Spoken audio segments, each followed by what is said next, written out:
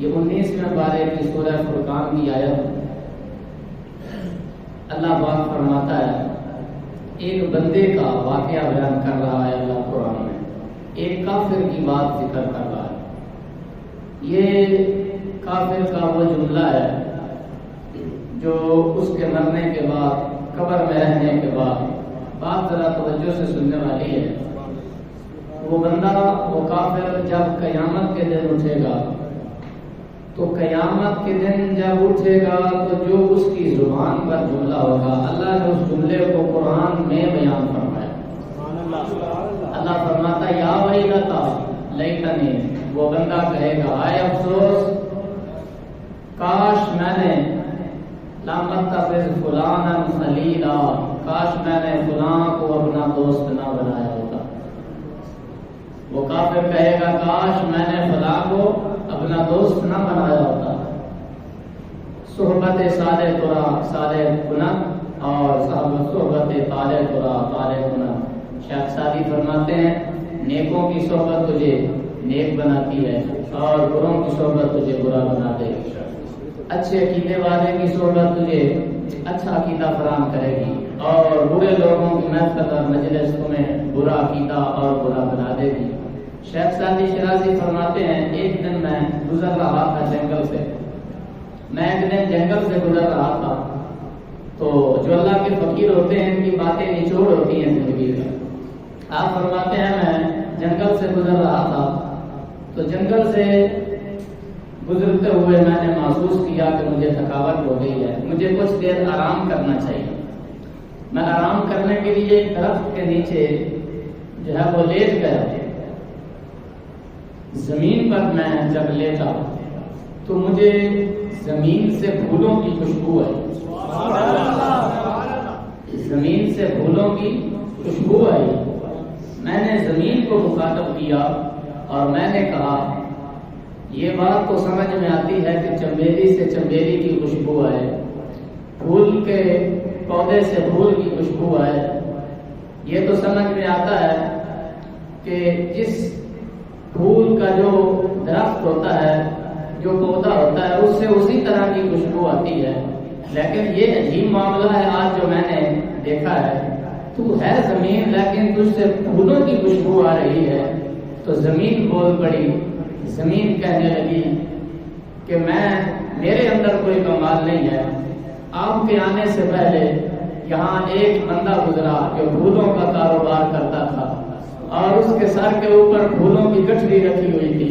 تھوڑی دیر آرام کرنے کے لیے اس نے اپنے سر سے پھولوں کی گٹھڑی کو اتارا اور یہاں رکھا۔ کچھ دیر وہ سویا اور پھولوں کی گٹھڑی کو اٹھا کر چلا گیا۔ اس نے تو تھوڑی دیر پھول رکھے ہیں یہاں پر، لیکن پھولوں کا فیض اتنا ہوا، پھول یہاں پڑے رہے لیکن وہ اپنی خوشبو یہاں چھوڑ گئے۔ شیخ سعدی شرازی فرمانے لگے میں اس دن سے سمجھ گیا کہ اللہ کی ولی کی صحبت میں جا کر صرف بندہ بیٹھ جائے، وہاں جا کر کوئی ذکر نہ بھی کرے، وہاں جا کر کوئی ورد وظیفہ نہ بھی کرے، تو کسی کی صحبت میں کسی کے پاس بیٹھ جانے سے جو برکتیں اللہ اس کے وجود پر نازل کرتا ہے، قریب بیٹھے ہوئے بندے کو بھی وہی فیض ملنا شروع ہو جاتا ہے۔ نیک لوگ، نیک دوست، نبی پاک صلی اللہ علیہ وآلہ وسلم نے ارشاد فرمایا کہ بری مجلس کی بجائے بہتر ہے کہ تم تنہائی اختیار کرو، بری صحبت کی بجائے۔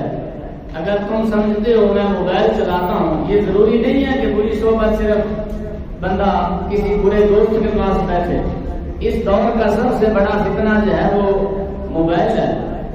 یاد رکھیں ساری صحبتیں اچھی بھی اور بری بھی آپ کی جیب میں، یہ آپ کو اللہ نے اختیار دیا ہے۔ اگر چاہیں تو اپنے بند کمرے میں اچھی صحبت اختیار کر لیں اور اگر چاہیں تو آپ بری صحبت اختیار کر لیں۔ آج سوشل میڈیا کا دور ہے، انسان تنہا ہو کر بھی تنہائی محسوس نہیں کرتا، اس کے پاس موبائل ہے، چاہے تو اچھی صحبت اختیار کرے اور چاہے تو بری صحبت اختیار کرے۔ لیکن یاد رکھیں اچھائی انسان کو جنت کا راستے کا مسافر بناتی ہے اور برائی انسان کو دوزخ کے راستے کی طرف لے کے جاتی ہے۔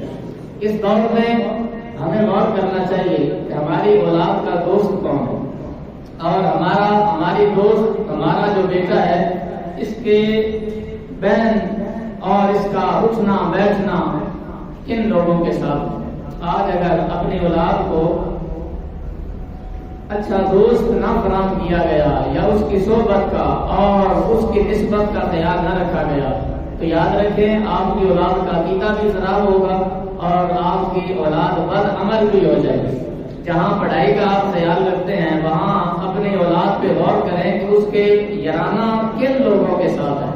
یاد رکھیں اگر آپ کی اولاد کا یارانہ اٹھنا بیٹھنا کسی نیک بندے کے ساتھ ہے تو آپ کی اولاد آٹومیٹک نیک ہو جائے۔ صحبت بڑا اثر رکھتی ہے۔ آج تو یہ سائنس بھی اس چیز کو تسلیم کر گئی ہے کہ ایک انسان کے جسم کے اثرات دوسرے انسان پر مرتب ہوتے ہیں۔ ایک جسم کے ایک انسان پر اگر اثرات مرتب ہو رہے ہیں اللہ کی رحمت کے، اللہ کے کرم کے، فضل کے، تو ساتھ بیٹھے ہوئے بندوں پر بھی اللہ کی طرف سے رحمتیں اور برکتیں اترنا شروع ہو جاتی ہیں۔ انسان اثرات رکھتا ہے۔ انسان اگر نیک ہے تو اس کے نیک اثرات ہیں اور اس کے پاس بیٹھنے سے دل کو سکون ہوتا ہے۔ اور اگر بری محفل میں مجلس میں بیٹھیں گے، نبی علیہ السلام نے خود فرمایا، حدیث ہے طبرانی میں، نبی علیہ السلام نے ارشاد فرمایا کہ ایک انسان جو نیک ہوتا ہے اس کی صحبت ایسے ہے جس طرح کے آپ جو ہے وہ عطار کے پاس بیٹھے، اس کی مثال ایسے ہے جس طرح کہ آپ خوشبودار اور خوشبوؤں والی دکان میں بیٹھے۔ آپ جتنی دیر اس کے پاس بیٹھے ہیں اگرچہ آپ خوشبو لے رہے ہیں یا نہیں لے رہے، وہ آپ کو خوشبو دے رہا ہے یا نہیں دے رہا، لیکن صرف اس کے پاس بیٹھ جانے سے، کسی صالح آدمی کے پاس صرف بیٹھ جانے سے آپ کو مفت میں خوشبو ضرور مل جائے۔ اور برا بندہ اس کی مثال حدیث میں آئی بچی کی طرح، جس طرح لوہار کی بچی ہوتی ہے، آپ اگرچہ وہاں سے سودا نہ لیں مگر فرمایا وہ بدبودار آپ ضرور ہو جائیں گے، آپ کے جسم پر جو ہے وہ بدبو کے اثرات ہوں گے اور گندگی کے اثرات آ جائیں گے۔ اس لیے آج خیال کرنا چاہیے کہ ہماری صحبت کیسی ہے، ہمارا لیڈر کون ہے، ہمارا پیشوا کون ہے، ہم کس کے نقش قدم پر ہیں، ہم کسے فالو کر رہے ہیں، یہ جاننا بہت ضروری ہے۔ حضرات گرامی، وہ پنجابی کی مثال ہے کہ جنہیں اور کی ہے کہ ہاس کے بلایا، جنہیں لایا گلی وہ پیچھے ٹر چلے، جنہیں گلی لایا وہ پیچھے ٹر گئے۔ اور عربی کا مقولہ ہے کہ العوام کا انعام، عوام تو جانوروں کی طرح ہوتی ہے، جسے جدھر ہانک کر لے جائیں بندہ ادھر چلنا شروع ہو جاتا ہے۔ بندہ سمجھتا ہے کہ یہی بندہ ٹھیک ہے، الفاظ جس کے اچھے ہیں تقریر کے، بندہ سمجھ رہا ہوتا ہے یہی بڑا اچھا ہے۔ اگر بیان یہ دے دیا جائے ہم امریکہ کے خلاف نکلے ہیں اور ہم آزادی لینے کے لیے نکلے ہیں تو جناب اس کے پیچھے عوام، جس کا بیان اچھا ہے، حضور پاک نے فرمایا بیان سحر رکھتا ہے، بیان ایک جادو ہوتا ہے، اور جب اچھی طرح بیان کیے جائے تو عوام پر اثرات ہوتے ہیں، وہ حاوی ہو جاتا ہے اپنے بیان کے ذریعے۔ آج مذہب کا لباس اوڑھ کر ایک سال ابھی گزرا ہے جو لبیک یا رسول اللہ صلی اللہ علیہ وآلہ وسلم کے 30 سے زیادہ لوگوں کو، طالب علموں کو شہید کیا، روزے کی حالت میں، قرآن کی حالت میں، قرآن پڑھتے ہوئے بچوں کو شہید کیا، اور پھر جناب طرح طرح کے ظلم۔ آج ایک سال نے گزرا، رب تعالیٰ نے امتحان شروع کیا، رب نے انتقام شروع کیا۔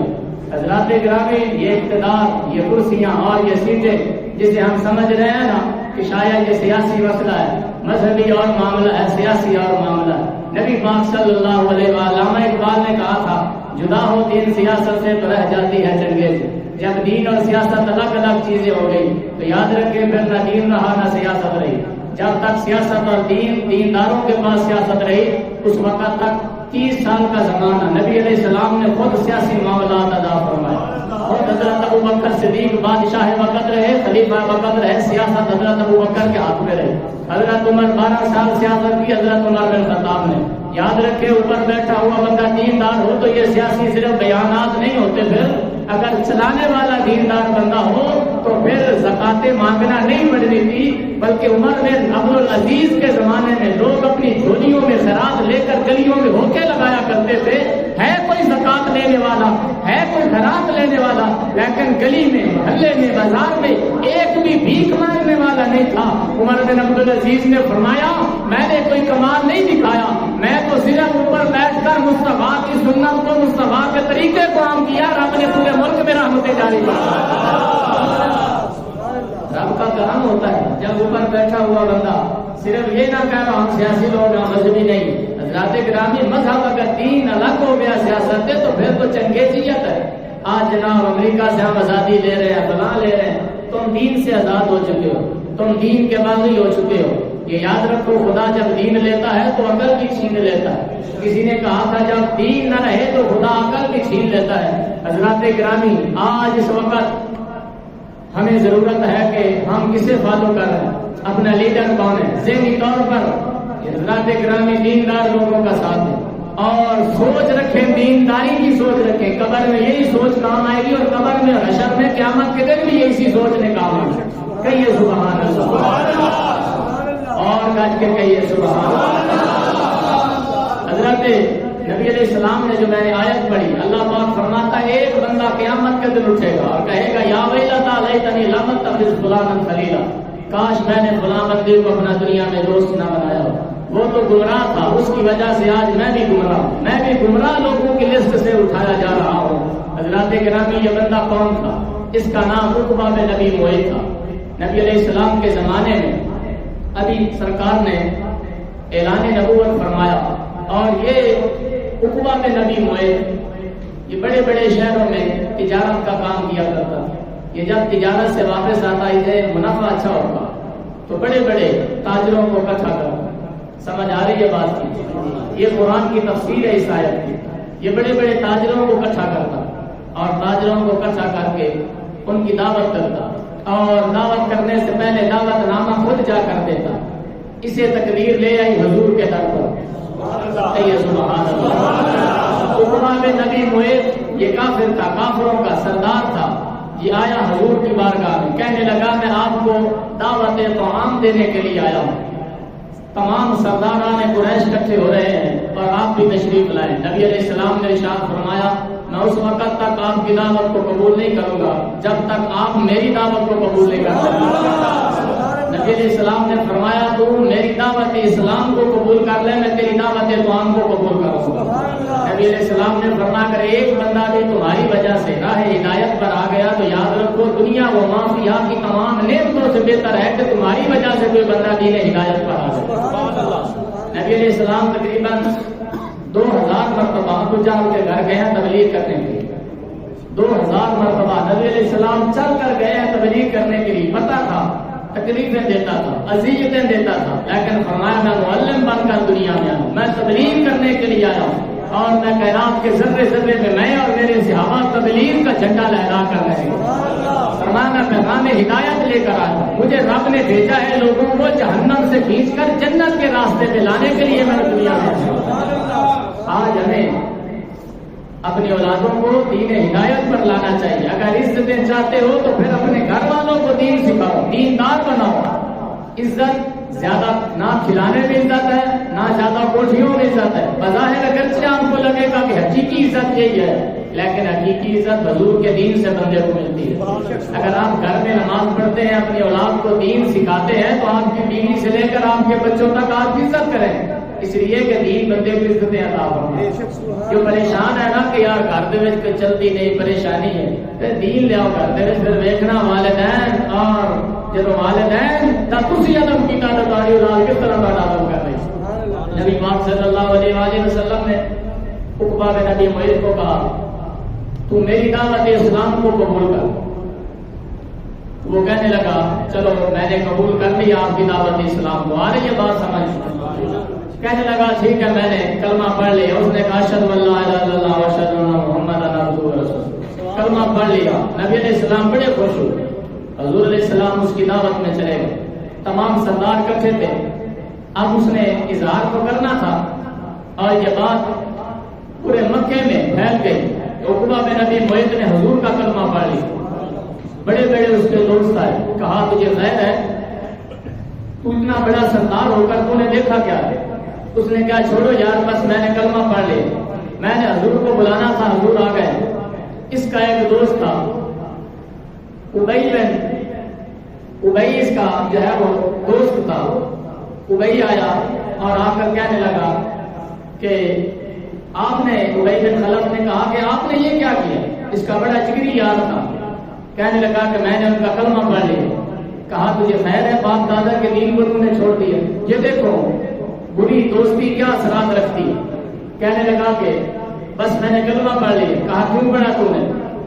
تیری اور میرا یارانہ ختم، بچپن کا یارانہ ختم تیرا اور میرا، تو نے یہ کیا حرکت کر دی ہے؟ تو وہ کہنے لگا کہ میں نے بس ان کو اپنے گھر میں بلانے کے لیے کلمہ پڑھا ہے، میں نے کوئی دل سے کلمہ نہیں پڑھا۔ وہ کہنے لگا نہیں ایسی بات نہیں، تو ثابت کر کے تو دل سے ان کی مخالفت کرتا ہے۔ کہنے لگا میں نے دل سے کلمہ نہیں پڑھا، میں نے صرف ان کو خوش کرنے کے لیے کلمہ پڑھا۔ تو ابی بن کعب کہنے لگا، ابی بن خلف کہنے لگا پھر جا، اگر تو ثابت کرنا چاہتا ہے میری دوستی کے تیرے ساتھ پکی ہے تو جا اور ان کی گستاخی کر کے آ، اور ان کے چہرے پر نعوذ باللہ تھوک کے آ۔ جب تک تو ان کے چہرے پر تھوکتا نہیں ہے اس وقت تک تیرا اور میرا یارانہ ختم ہے۔ وہ کہنے لگا میں نے اللہ کی قسم ہے، مجھے لات اور عزا کی قسم ہے، میں نے صرف ان کو راضی کرنے کے لیے ایسا کیا ہے۔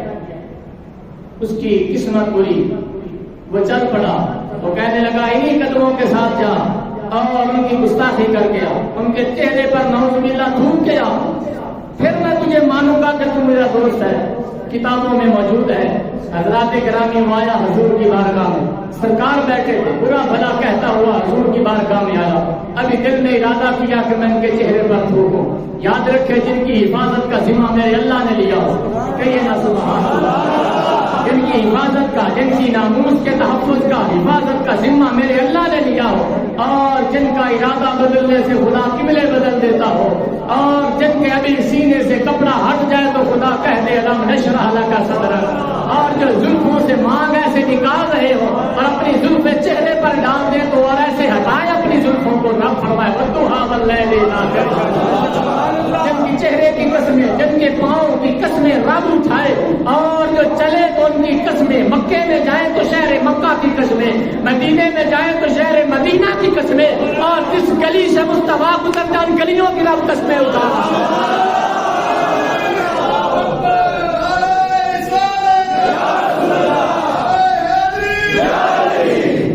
جو چہرہ انور اٹھا دے تو رب فرماتا ہے معلوم قد نرا تقلب وجهك في السماء، صرف آپ ہی نہیں اوپر دیکھ رہے، آپ کا اللہ بھی آپ کے چہرے کو دیکھ رہا ہے۔ اس نے دل میں ارادہ کیا کہ میں ان کے چہرہ مبارک پر ایسی حرکت کروں۔ ابھی اس نے تھوکنے کی کوشش کی، تھوک اس نے پھینک دیا۔ رب نے فرمایا جبریل میں تو قیامت نہ برپا کر دوں جب میرے محبوب کی گستاخی ہو جائے۔ فرمایا مجھے تو اتنا گوارا نہیں ہے۔ مولا علی سے روایت ہے، طبرانی کی روایت ہے، ایک دن سرکار نے نالین مبارک پہنے ہوئے تھے اور سرکار کی نالین پر مچھر کے خون کا ایک قطرہ ذرہ موجود تھا۔ فرمایا جبریل جا اور میرے محبوب کو فرما اپنی نالین مبارک اتار دے، اس لیے کہ رب نے ناپاکی کو آپ سے دور فرما دیا ہے۔ رب کو گوارا نہیں ہے کہ آپ کی نالین پر مچھر کا ایک قطرہ بھی موجود ہے۔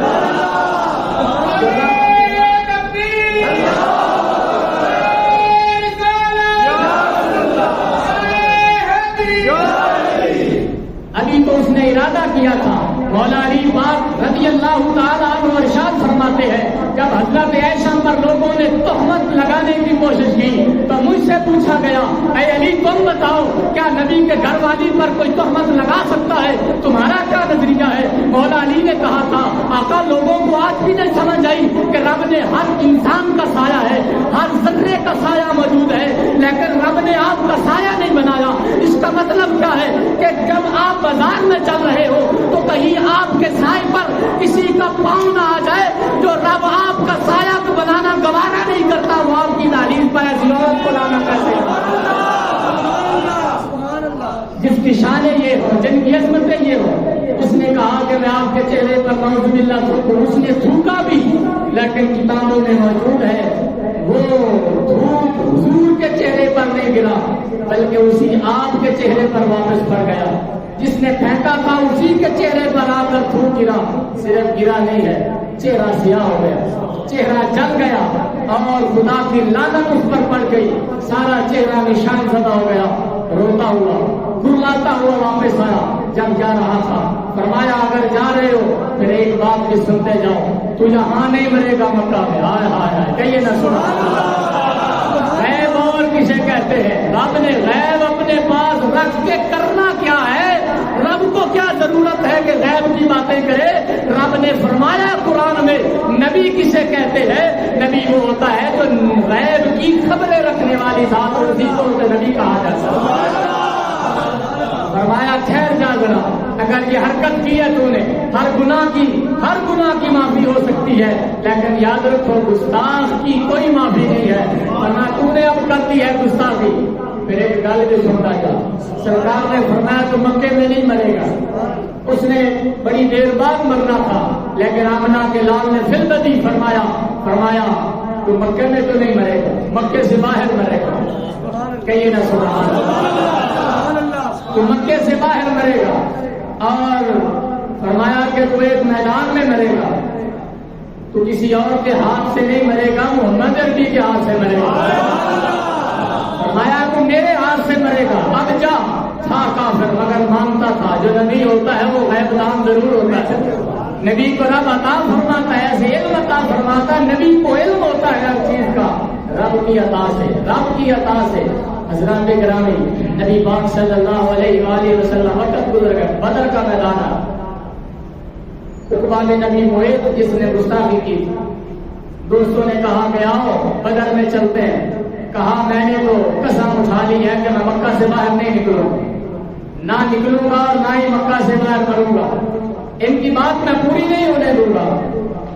کافروں کا بھی عقیدہ تھا اس زبان سے جو نکل جاتا ہے رب وہ پوری فرما دیا کرتا ہے، رب شریعت بھی اسی طرف لے جاتا ہے جدھر محمد عربی کا اشارہ چلا جاتا ہے۔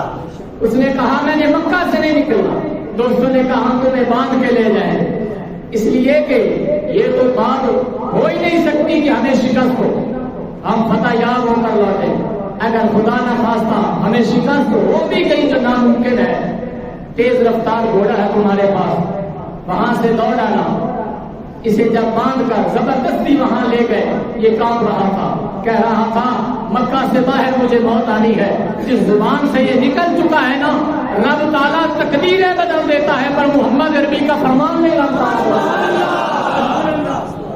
اب اسے باہر لے گئے، نبی پاک صلی اللہ علیہ وآلہ وسلم کو بدر میں فتح ہو، کچھ لوگوں کو قیدی بنایا، 70 مارے گئے، 70 قیدی ہو گئے، نبی پاک صلی اللہ علیہ وآلہ وسلم نے فرمایا عقبہ نے نبی معیط کہاں پر ڈھونڈا گیا، نہ قیدیوں میں ہے اور نہ ہی مردہ لوگوں میں، کہا وہ بھاگ گیا ہے، اے علی جاؤ، اے عمر جاؤ اور فلاں پہاڑ کے فلاں حصے کی فلاں جگہ پر وہ تمہاری اور اس کی ملاقات ہو جائے گی۔ فرمایا وہاں جانا، اسے پکڑ کے میرے پاس لاؤ، مولا علی پکڑ کے لائے، فرمایا علی اپنے ہاتھ سے اس کا سر اتارو، یہ رحمت للعالمین نبی ہے، وہ نہیں جی سارے صحیح ہے کسی کو کچھ نہ کو، مرزائی بھی صحیح ہے کہ سارے صحیح نے امن ہونا چاہیے، اللہ کے پیغمبر نے آدھے گستاخ کی دوڑا میں ہاتھ نہ لا کے دسا، فرمایا ہر گناہ کی معافی ہے، محمد عربی کی گستاخی کی کوئی معافی نہیں۔ کہیے گاج کے سبحان اللہ، آپ سوچ کے آپ کو سبحان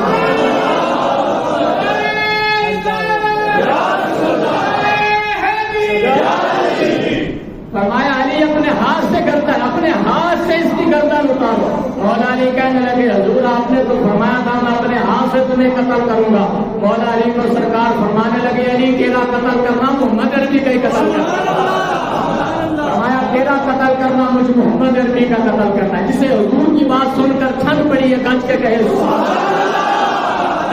اللہ کے گھر میں جب آپ اللہ کی ہم اونچی آواز سے کریں گے تو اللہ آپ کا خوش ہوگا جب آپ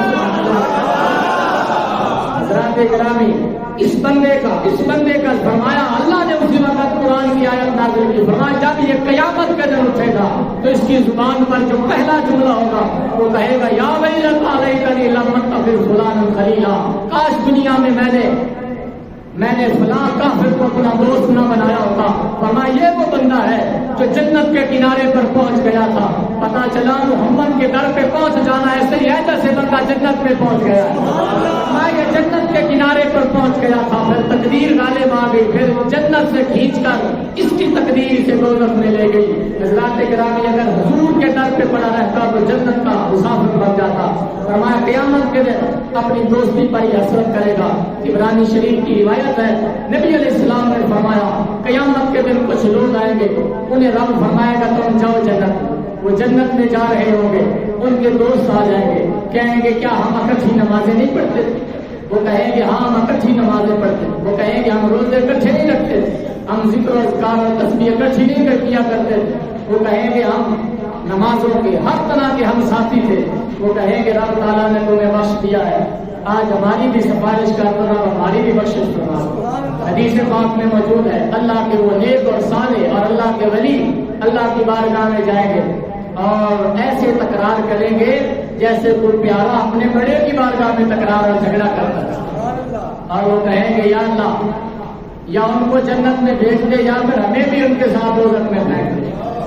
تو اللہ پاک فرمائے گا تمہیں تو پروانہ جنت کا مل چکا ہے، اور ترمذی شریف میں بھی یہ روایت ہے تم تو جنت میں جاؤ، انہیں چھوڑو، ان کے عمل اس طرح کے ہیں، اس قابل نہیں ہے کہ انہیں جنت میں بھیجا جائے۔ تو وہ کہیں گے مولا وہ ہمارے ساتھی تھے، وہ دنیا میں نیکی میں ہمارے ساتھ رہا کرتے تھے، یا اللہ ہمیں غیرت آتی ہے کہ دنیا میں ہم جن کے ساتھ رہے آخرت میں ان کا یارانہ چھوڑ دیں۔